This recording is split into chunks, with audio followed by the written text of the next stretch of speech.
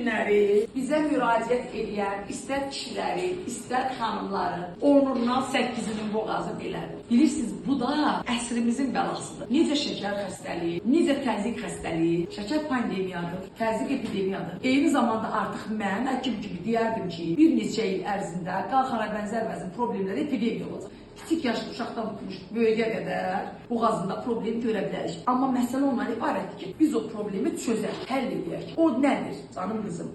Bax, verəcəksən T3, T4, TSH, hemoqram. Başa düşün, adi bu. Vəssalam. Ondan sonra xoşbaxt doktor səni nəzarətində saxlayacaq. Orası full. Ona əl dəymək olmaz. Əməliyyatda bir şey yoxdur. Bəd xasiyyələ çevirəcək bir düyün yoxdur. Başa düşün, əsas olur canım mənim. Mən eləsi gəlir ki, təkcə sənin boğazın boyda, ən azı deyirəm, bax bu boyda düyün.